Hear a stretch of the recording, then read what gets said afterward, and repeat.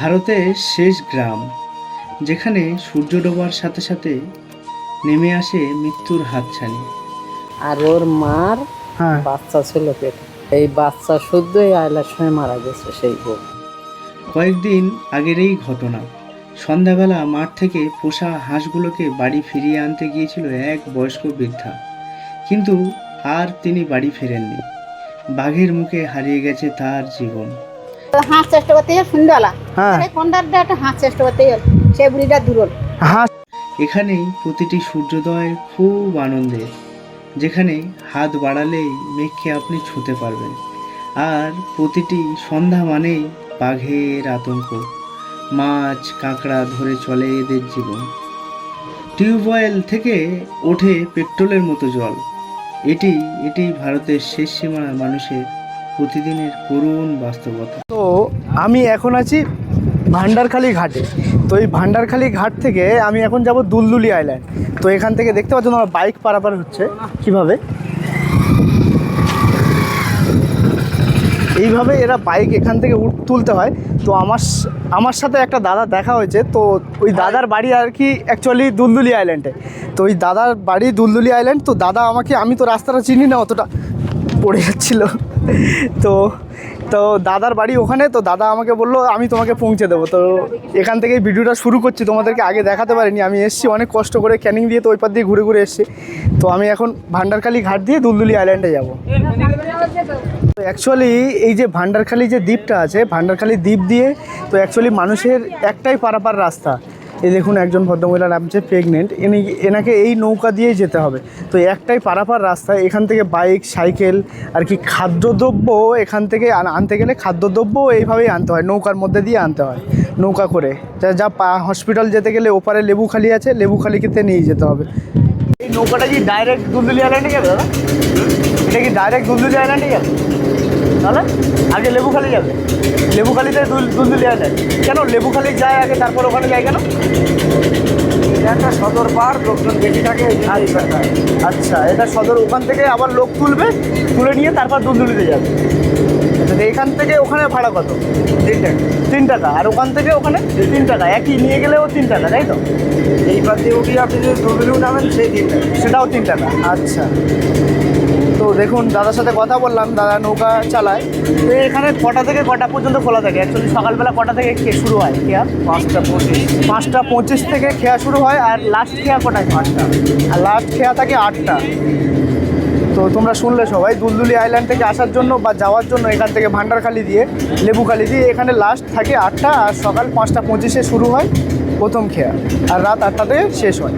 তো রাত 8টার পরে অ্যাকচুয়ালি ফের ঘাটে নৌকা থাকে, কিন্তু রাত 8টার পরে ভাড়াটা বেশি, তাই তো দাদা? 8টা থেকে 9টা 10 টাকা নেয়, 9টার থেকে 10টা 20 টাকা।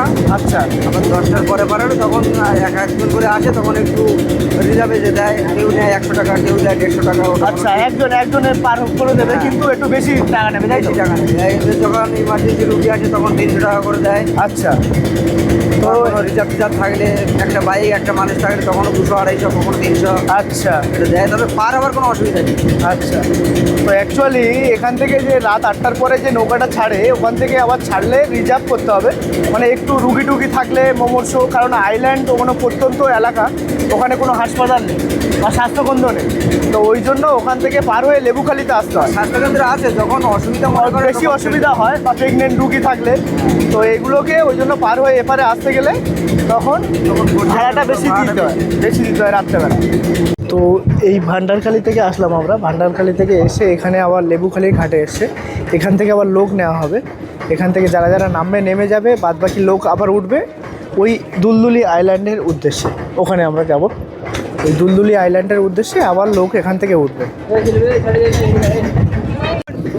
তো বিএসএফ আর্মিরাও এই নৌকাতে যাওয়া আসা করে দুলদুলি আইল্যান্ডের উদ্দেশ্যে, কারণ এখান দিয়েই 0 পয়েন্টে যাওয়া যায়। ওই জন্য এখান থেকেই ওরা সবাই আসে, এখান থেকে এই নৌকা দিয়েই আর কি যাতায়াত করা হয়। আমি অ্যাকচুয়ালি যাচ্ছি সুন্দরবনের শেষ গ্রাম বা শেষ প্রান্ত, ওখান থেকেই শুরু বাংলাদেশ।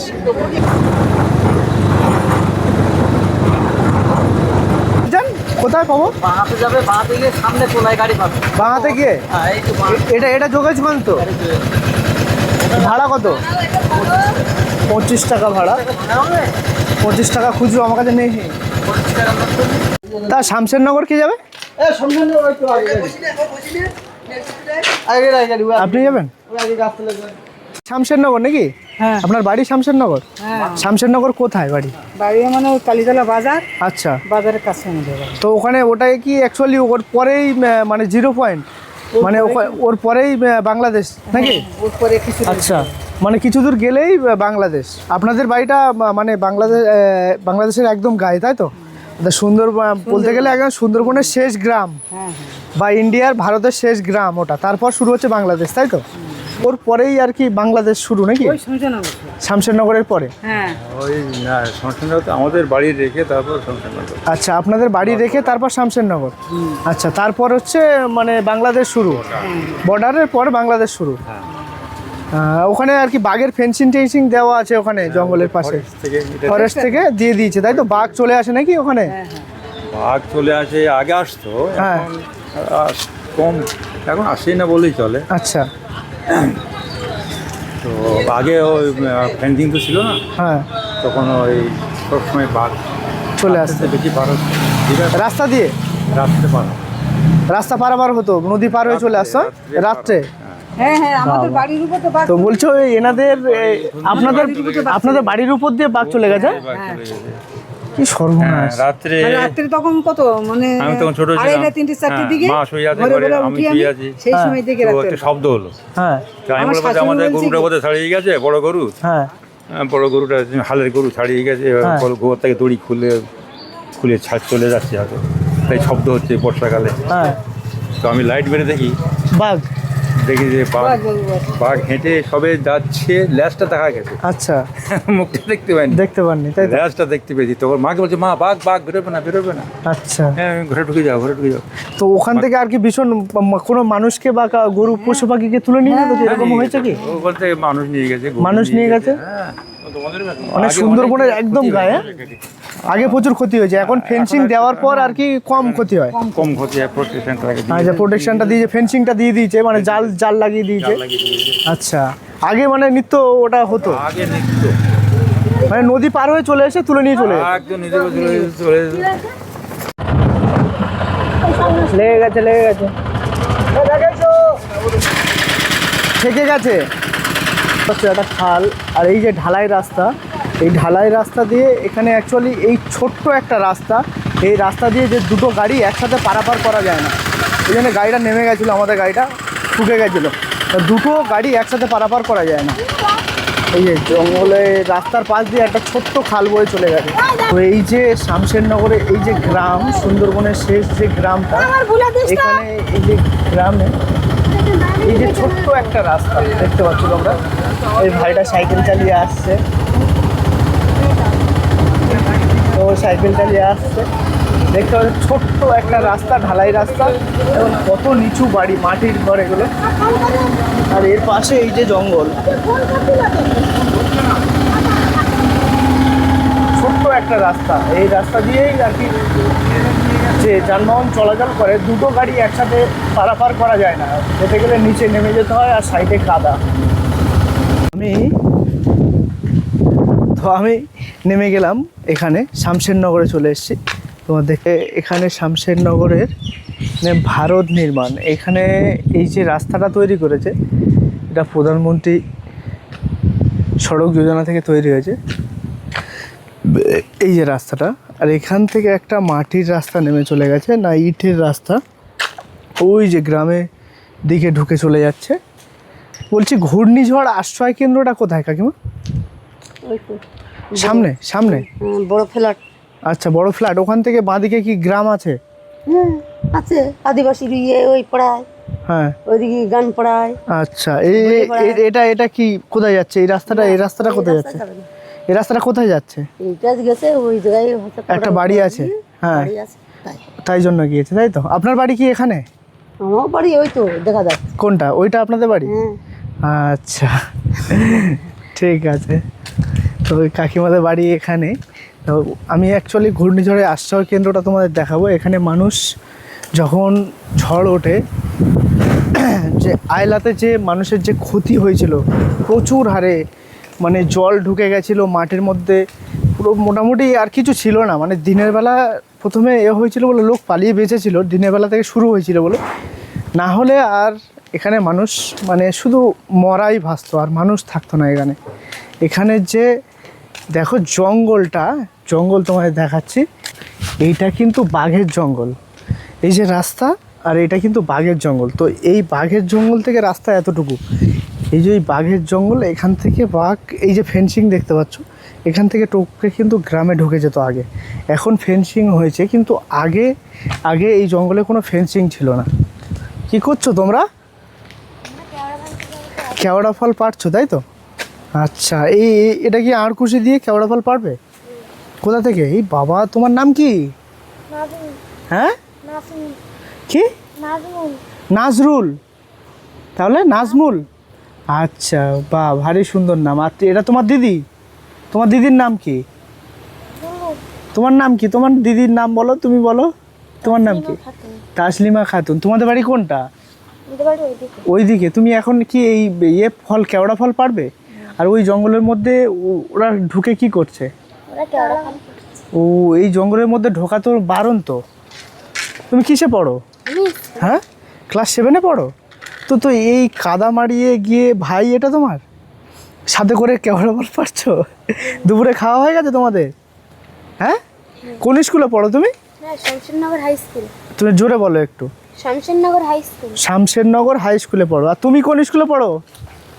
তুমি কোন স্কুলে পড়ো, জোরে বলো। মাঠের ধারে। হ্যাঁ, মিসকে, MSK স্কুলে পড়ে ও। ওটা ওর দিদি, ওরা দুজন কেওড়া ফল পাড়ছিল। কই পেড়েছো দেখি? ওই যে অল্প 2-1টা পেড়েছে। আচ্ছা, ঠিক আছে, আমি আসছি, তোমাদেরকে দেখবো আমি কেওড়া ফল। কোন এখানে পারবে কেওড়া ফল? আচ্ছা, ওই দিকে পারবে। তো ওরা কেওড়া ফল পাড়ছে বন্ধুরা, ওরা 2 ভাই বোনে। ওই জঙ্গলের মধ্যে, বাঘের জঙ্গলের মধ্যে ঢোকা বারণ, কিন্তু এরা কেওড়া ফল পাড়ছে। দেখুন, এই যে একজন স্বামী স্ত্রী মনে হয় ঢুকে ওরা কেওড়া ফল পাড়ছে। এখানে বিএসএফরা আছে, ওরা দেখতে পেলে বকাবকি করবে, কিন্তু চুরি করে পারছে। এই কেওড়া ফল কিন্তু সুন্দরবনের যে বিখ্যাত ফলগুলি আছে, তার মধ্যে কেওড়া ফল হচ্ছে তার অন্যতম একটি ফল। তো এই কেওড়া ফল হচ্ছে খেতে টক হয়, কিন্তু চাটনি করলে, কাঁকড়া দিয়ে চাটনি করলে, আরও সব চাটনি করে মাছ দিয়ে, খুব ভালো খেতে লাগে, খুব সুন্দর খেতে লাগে। আপনাদের কেমন ক্ষতি হয়েছিল আইলার সময়? আলাদা আমার প্রচুর ক্ষতি একটা। তার মানে আমার এই ঘরটা ডুবে গেল।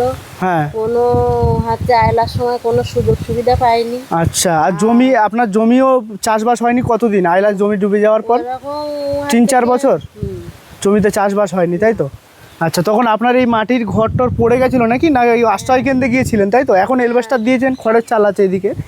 তো এখন আপনি কি আশ্রয় কেন্দ্রে গিয়েছিলেন? আপনার 2 ছেলে মেয়ে?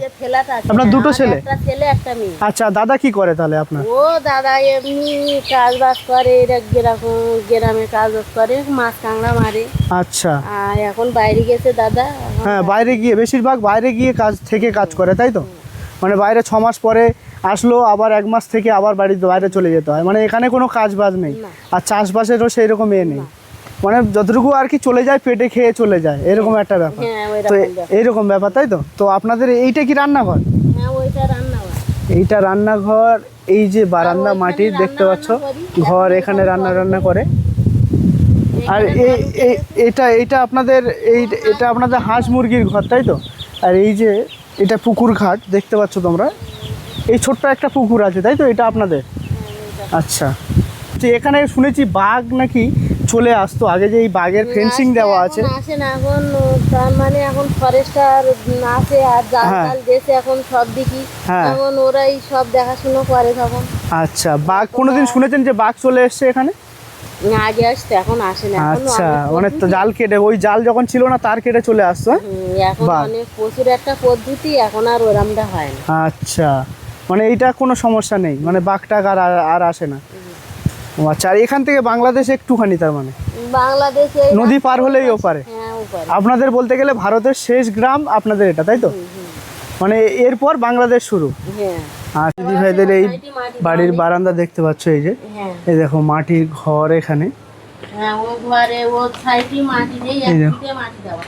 এই দেখুন মাটি দেওয়া, এখানে এটা রান্নাঘর তাই তো? হ্যাঁ, এখানে রান্না করি। এখানে এখানে রান্না করেন তাই তো? এইখানেই রান্না বান্না। আচ্ছা আচ্ছা, এটা কি ঘুঁটে তাই তো? হ্যাঁ ওই এই থাকি। হ্যাঁ, আমরা মাছ কাঁকড়া হাত থেকে মারি, মাছ এই দেখতে আমাদের আর কি করে। মানে আপনি মাছ আমরা আশা কাঁকড়া করি ধরতে না যান তাই তো? আপনার যে আশা করেন না যে আমি ওই জিনিসটা যেন দেখতে না পাই, হ্যাঁ। মানে বাঘ না দেখি তাই তো? তাই তো। তো এই দুটো ছেলে নিয়ে আপনাকে তাহলে এই মাছ কাঁকড়া ধরে, দাদা যতদিন না বাড়িতে আসে ততদিন এই মাছ কাঁকড়া ধরে সংসার চালাতে হয়। হ্যাঁ। আর এই অবস্থা দেখতে পাচ্ছ তোমরা, এই খড়ের চাল এখানে দেওয়া আছে, যে খড়ের চাল এখানে কাপড় দেওয়া আছে, এখানে দেখতে পাচ্ছ না কি অবস্থা তোমরা দেখতে পাচ্ছ। এই এত কষ্টের মধ্যে এনারা জীবনযাপন করে, মানে আর কি ভাবা যায় না এতটা কষ্টের মধ্যে এরা বাস করে। যে মানে এখানে কোনো কাজ টাজ নেই, ওই জন্য ওই জন্য আর কি চলে যেতে হয় তাই তো? মানে বাইরে গিয়ে কাজবাজ করতে হয়, বাড়িতেও থাকতে পারে না দাদা। ইনি আর কি এই দিদিভাই দুটো ছেলেকে নিয়ে বাড়িতে একা থাকে, একটা মেয়ে একটা ছেলে। একটা মেয়ে একটা ছেলেকে নিয়ে উনি বাড়িতে একা থাকতে হয় ওনাকে। এই যে জমি তোমরা দেখতে পাচ্ছ, এখান দিয়ে ওই বাগের যখন ওইটাই রাস্তা, ওখানে রাস্তা, আর এই যে চাষের জমি এগুলো। তো আয়লা যখন হয়েছিল, তো আয়লার পরবর্তী সময়ে এই যে জল চাষের জমি চাষযোগ্য ছিল না। এই বছর 5-6 হলো এটা চাষযোগ্য হয়েছে, কারণ নোনা জল ঢুকে যাওয়ার কারণে মানে জমি চাষের অযোগ্য হয়ে গেছিলো, ওই জন্য চাষবাস করতে পারতো না এরা। এই কদিন আগে চাষযোগ্য হয়েছে জমিগুলো, এখন চাষবাস করছে মানুষ। তা আবার বছরে একবার চাষ করতে পারে ওরা, বর্ষাকালে যে চাষটা হয় সেই চাষটা হয়, এছাড়া আর কোনো চাষই হয় না এখানে। এটা দেখো, এটা একটা গোয়াল ঘর, এই যে গরু দাঁড়িয়ে আছে, গরুর গোয়াল ঘর এটা। আর এটা একটা বাড়ি পাশের, একদম মাটির বাড়ি। এটা একটা জানালা সম্ভবত, এখানে উপরে এলভেস্টার দেওয়া, নিচে এখানে বাড়ি, মাটির বারান্দা, কত সুন্দর রূপ দেখো বন্ধুরা তোমরা। পাখি খেলা করছে এখানে। তো এখানকার মানুষ এতটাই শান্তিতে থাকে, মাটির হোক না মাটির বারান্দা, মাটির ঘর, কিন্তু প্রকৃতির যে হাওয়া, যে শান্তি এটা আছে, কিন্তু এর সাথে সাথে ভয়ও আছে। এবং খারাপ দিকগুলো হচ্ছে এই যে বাঘ রাত্রেবেলা হঠাৎ করে হয়তো চলে আসে ফেন্সিং ডিমিয়ে, এবং বেশিরভাগ ছেলেদেরকে বাইরে থেকে কাজ করতে হয়। মানে এখানে তো কোনো কাজবাজ নেই, হয় নদীতে মাছ কাঁকড়া ধরে খেতে হবে, আর না হলে বেশি পয়সার জন্য বাইরে যেতে হবে, বাইরে গিয়ে কাজবাজ করতে হবে থেকে, এবং যাওয়া আসা করতে পারে না। ওরা বাইরে থেকে গিয়ে কাজ করে, তারপর 6 মাস 1 বছর পর বাড়িতে আসে, বাড়িতে এসে আবার হয়তো 1-2 মাস থাকে, আবার চলে যেতে হয় তাদেরকে। এইভাবেই এখানে যে এই যে দেখলাম যে তারের ফেন্সিং দেওয়া আছে, এত কাছে জঙ্গল, তো কোনোদিন হয়েছে এমন যে বাঘ চলে এসছে? আপনি কোনোদিন মনে হয়েছে যে বাঘ চলে এসছে, এরকম গ্রামে কোনো ঘটনা ঘটেছে? আগে কতদিন আগে হয়েছে? বছর 3 আগে বাঘ একবার ঢুকে গেছে? ওই যে ঘেরা, হ্যাঁ, যে ফেন্সিং করা আছে, মানুষ দেখে জাল দেবা, হ্যাঁ এই যে জাল, ওই জাল ওই দেবা, আবার এই দেবা। হ্যাঁ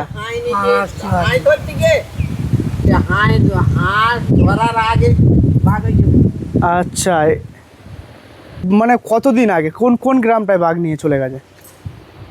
ওইদিকে গ্রামে, ওই যে হ্যাঁ সেন্টার হ্যাঁ, এই সেন্টারটা থুয়ে সামনে আচ্ছা 10-15 মিনিট হ্যাঁ রাস্তা কি।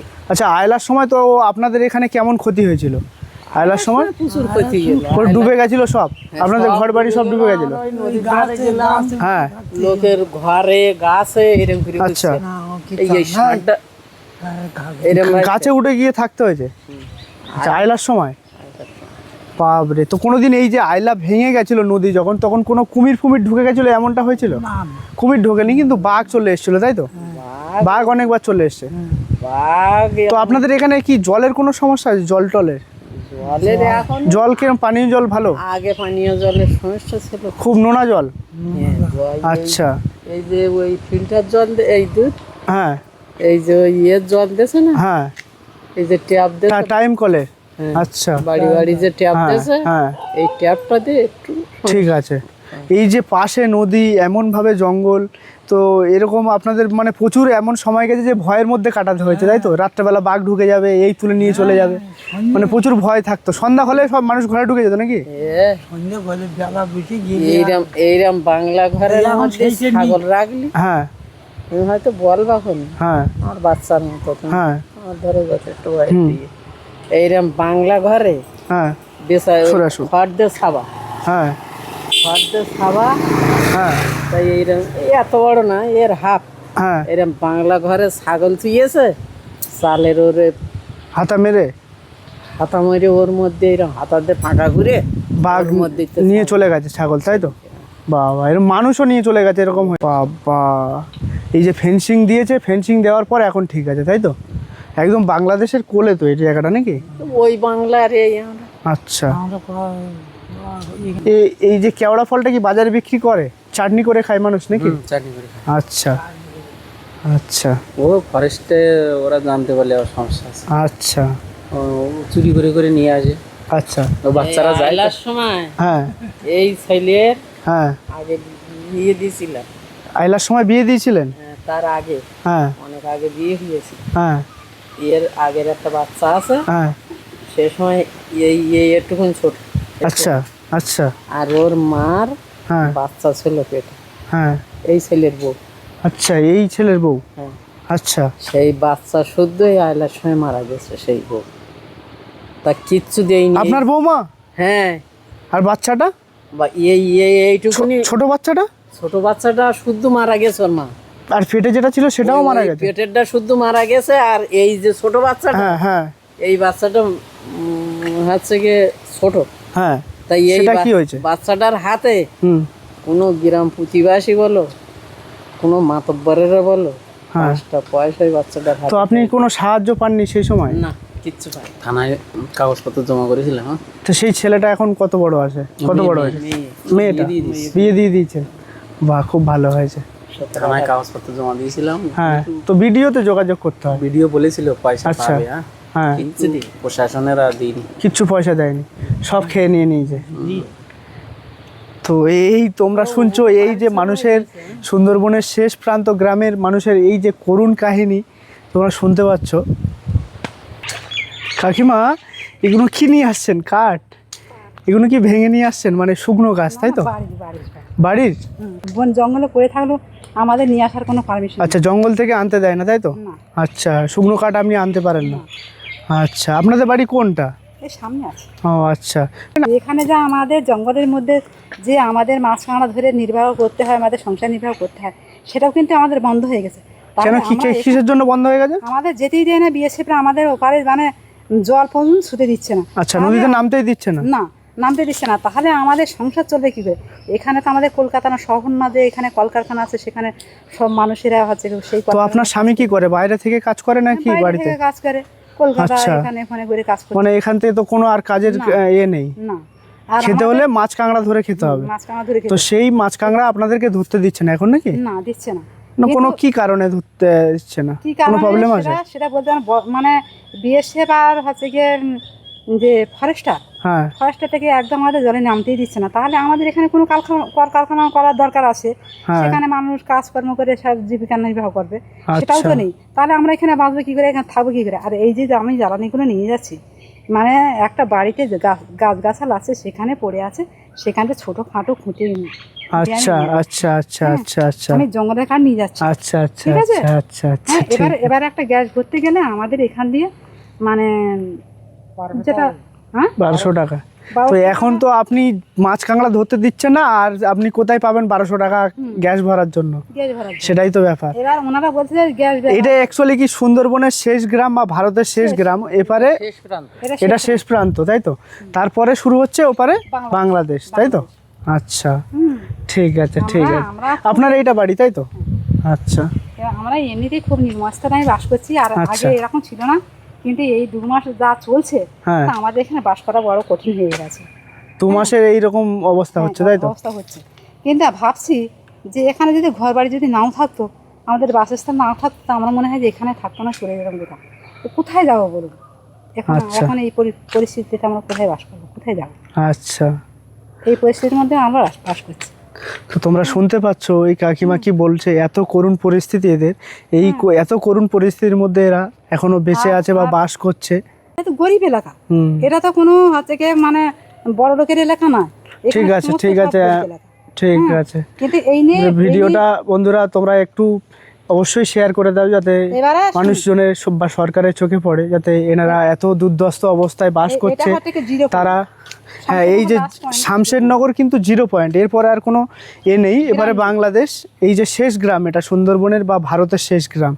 তো এই কাকিমারা যেন ভালোভাবে বাঁচতে পারে বা এখানকার মানুষ যাতে ভালোভাবে থাকতে পারে, তোমরা ভিডিওটা অবশ্যই শেয়ার করো এবং প্রচুর প্রচুর লাইক কমেন্ট করে জানাও, এবং তাতে যাতে সরকারের চোখে পড়ে এবং এদের কিছু সুব্যবস্থা হয়। এখানে বর্ডারটা কোথায়? বাংলাদেশের বর্ডারটা কই? কোন দিকে যেতে হবে? এই যে রাস্তা দিয়ে গেলে ওপারে বাংলাদেশ, আর আপনাদের এই শেষ গ্রাম, এটা শেষ মানে ভারতের শেষ গ্রাম, আর ওপারে বাংলাদেশ। এটা কি স্কুল? আদিবাসী স্কুল। আচ্ছা, স্কুলের নাম আদিবাসী স্কুল। আচ্ছা, আপনারা কি আদিবাসী? না না, আমার মন্ডল। আচ্ছা, আপনারা মন্ডল। বিশামুন্ডা স্কুল, তাই তো স্কুলের নাম? আচ্ছা, এটা কি? এটাও স্কুল? এটা না, এটা সেন্টার ঘর। এটা সেন্টার মানে কিসের সেন্টার? রান্না করে। আচ্ছা, বাচ্চা খায় যে ছোট ছোট যে 5 বছরের, 5 বছরের ভিতরে যারা। তো এই ছাগল কি আপনার? তো এখন এখানে এমন কোনো দিন হয়েছে যে আইলার সময় ভেঙে গিয়ে মানে প্রচুর ক্ষয়ক্ষতি হয়েছে? আপনার কিছু হয়েছিল? আমাদের 2-3টে ছাগল চলতে একটাও পাইনি, 2টো ভেড়া চলতে একটাও পাইনি। আচ্ছা, একটাও পাইনি।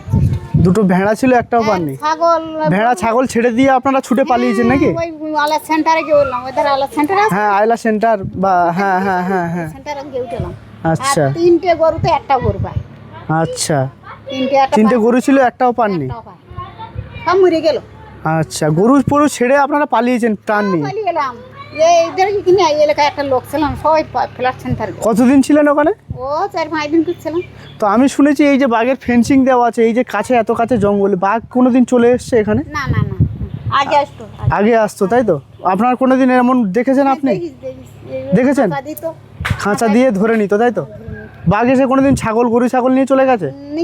হ্যাঁ, কটা নিয়ে গেছে? তো অনেক ছাগল। কোনো মানুষ কি ধরেছে কোনোদিন? হ্যাঁ, মানে দুরল তো এখানে একটা মানুষ ওই থেকে হাঁস চেষ্টা করতে সন্ধ্যাবেলা, হ্যাঁ, কোনটার একটা হাঁস চেষ্টা করতে সে বুড়িটা দুরল। হাঁস কি করতে গেছিল? হাঁস ওই সন্ধ্যাবেলা হাঁস চড়তো, বাড়ি নিয়ে নাই হলো। হ্যাঁ, ওই বুড়িটা মাঠে মাঠে। আর কি বাঘ কি লুকিয়েছিল মাঠের মধ্যে নাকি? তখন কি ধান পান ছিল? ধান টান ছিল না তখন, ওই খালি, মানে ওই বনের থেকে হয়ে গেল। বনের থেকে উঠে এসে ধরে নিয়ে চলে গেছে, তাই তো? বাপরে, তোমরা শুনতে পাচ্ছ? একটা বাচ্চা মেয়ে হ্যাঁ, বাড়ির থেকে তুলে নিয়ে গেল, বাড়িতে তুলে নিয়ে খানিকদিন নিয়ে গেল। মানে বাচ্চা মেয়েকে 4-5 বছর হয়েছে, বাচ্চা মেয়েকে বাড়ি থেকে তুলে নিয়ে চলে গেছে? হ্যাঁ, বাড়ি থেকে তুলে নিয়ে গেল। আচ্ছা, 4-5 বছর বয়স মেয়ের? হ্যাঁ, সেই 4-5 বছরের বাচ্চা তুলে নিয়ে চলে গেছে। তোমরা দেখতে পাচ্ছ, শুনতে পাচ্ছ এতটা মানে করুণ কাহিনী এখানে। নাড়ি ভুড়ি একদম বের করে ফেলি, বাচ্চাটা বাঁচে। মানে ধরে সাথে সাথে হ্যাঁ চিরে দিয়ে যায়। 4-5 বছরের বাচ্চারা, তোমরা শুনতে পাচ্ছ, 4-5 বছরের শিশুকে বাঘ ধরে নিয়ে চলে গেছে। এবং এক বয়স্ক মহিলা হাঁস চড়ছিল, হাঁসকে বাড়ি আনার জন্য সন্ধ্যার আগে আনতে গেছিলো, তার ধরে নিয়ে বাঘে নিয়ে জঙ্গলে চলে গেছে একদম। তার আর খুঁজে পাওয়া যায়নি সেই বয়স্ক মহিলাকে। মানে পরে গিয়ে সারি সারি রক্তাক্ত দেহ খুঁজে পাওয়া গেছে নাকি? তারপরে তোমরা এত করুণ কাহিনী এখানে শুনতে পাচ্ছ, সুন্দরবনের শেষ প্রান্ত, শেষ গ্রামের এই যে করুণ কাহিনী। আইলায় যে এদের এত দুর্দশা হয়েছিল, সুন্দরবনে, আপনাদের সুন্দরবনের মধ্যে পড়ছে তো আপনাদের? এটা তো সুন্দরবনের মধ্যে পড়ছে, অ্যাকচুয়ালি ভারতের শেষ গ্রাম। ঠিক, ওধারে। এটা হচ্ছে বহুমুখী আশ্রয় কেন্দ্র। এটা হচ্ছে বহুমুখী আশ্রয় কেন্দ্র। এই দেখতে পাচ্ছ, বহুমুখী ঘূর্ণিঝড় আশ্রয় কেন্দ্র, এই যে লেখা আছে। ভীষণ বড়। এখানে যখন আইলা হয়েছিল প্রচুর মানুষ এখানে ছিল, অনেক দিন যাবৎ এখানে ছিল। এই যে জঙ্গল, এই যে এখান থেকে এই জঙ্গল, আর এখানে এই যে ছাগল টাগল চড়ে বেড়াচ্ছে। মাঝখানে শুধুমাত্র একটা নদী, কিন্তু এখন নদীতে জল নেই। কারণ হচ্ছে এখন ভাটা পড়ে গেছে, ওই জন্য নদীতে জল নেই। এই যে জঙ্গল, এটা কিন্তু বাঘের জঙ্গল, এখানে বাঘের ফেন্সিং করা আছে। তার পাশে এই কাকুরা এখানে তাস খেলছে বসে, কত সুন্দর আড্ডা দিচ্ছে দেখুন। তো কাকু এখানে কোনোদিন বাঘ ওপার থেকে পার হয়ে চলে এসছে এমনটা হয়েছে মনে দেখেছেন? হ্যাঁ, বাঘ চলে এসছে, বাঘ এসে কোনোদিন কোনো মায়ককে নিয়ে চলে গেছে? কাঁদিতে কাঁদিতে হেঁটেতে আমি এই জায়গায় শুয়ে রয়েছি, তখন এই জায়গায় একটা ছোট বাড়ি ছিল, হ্যাঁ সব কিছু ছিল।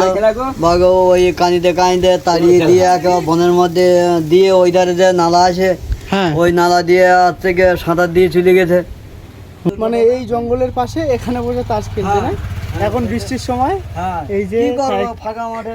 আচ্ছা, দেখুন কত সুন্দর পরিবেশ, কাকুরা এখানে এসে আড্ডা মারছে, কত সুন্দর এখানে জঙ্গল।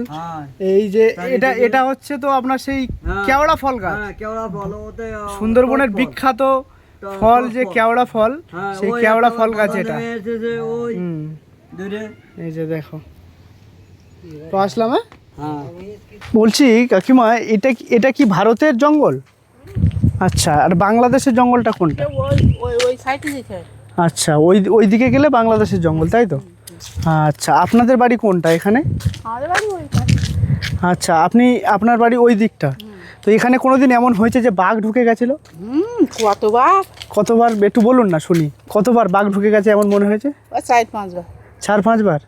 আপনি কোনোদিন দেখেছেন এরকম হয়েছে? আচ্ছা, তো আমরা স্বামী কি বাইরে কাজ করে? না, জঙ্গলে কাঁকড়া ধরে খায়, তাই তো? মানে কাঁকড়া ধরে জীবিকা নির্বাহ করতে হয় আপনাদেরকে। মানে এই কাঁকড়া ধরা নাকি এখন শুনছি বন্ধ করে দিচ্ছে, নদীতে নামতে দিচ্ছে না।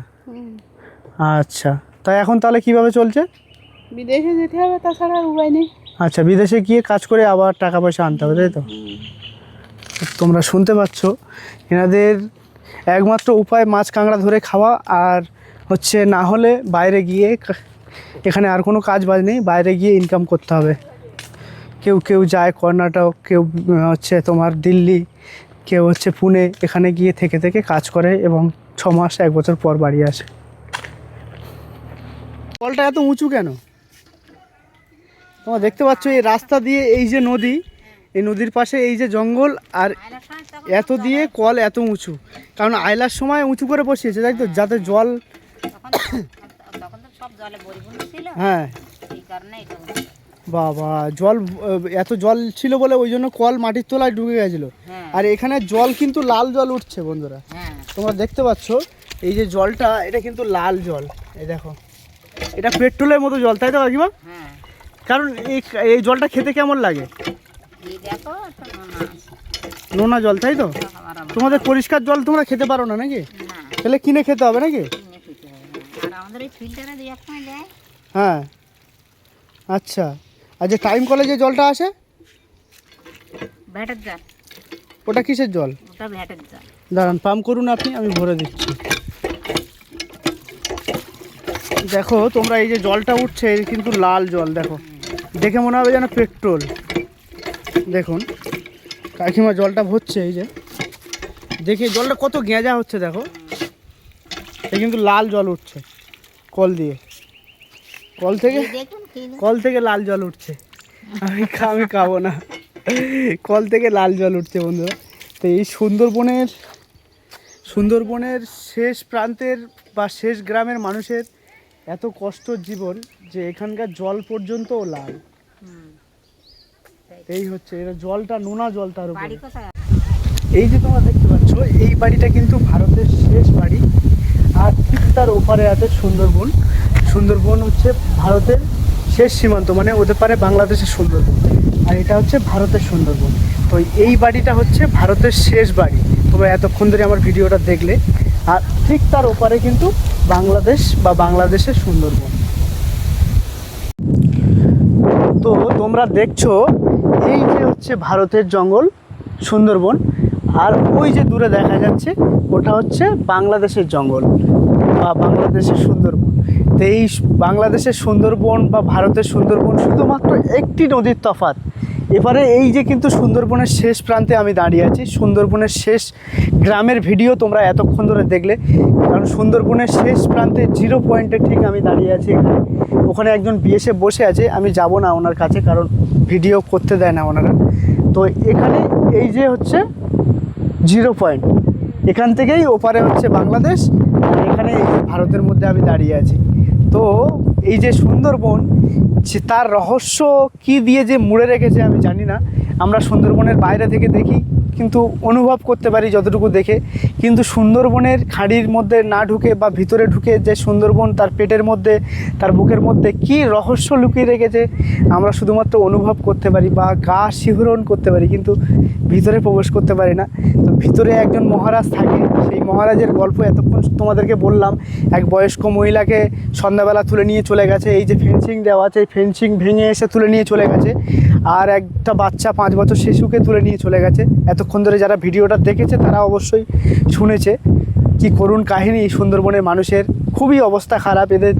বিদেশে হয় বাইরে কাজ করতে যেতে হয়, নাহলে সুন্দরবনের মাছ কাঁকড়া ধরে জীবিকা নির্বাহ করতে হয়, এবং অনেক সময় মাছ কাঁকড়া ধরতে দেয় না সুন্দরবনের যে বিএসএফ আছে এখানে, ওরা ধরতে দেয় না। তো আমার ভিডিওটা বেশি লম্বা করব না, এখানে শেষ করব। যাদের যাদের ভিডিওটা ভালো লেগেছে অবশ্যই লাইক, সাবস্ক্রাইব এবং কমেন্ট করতে কেউ ভুলবে না, এবং অপেক্ষা করো নেক্সট ভিডিওর জন্য। ততদিন তোমরা ভালো থেকো, সুস্থ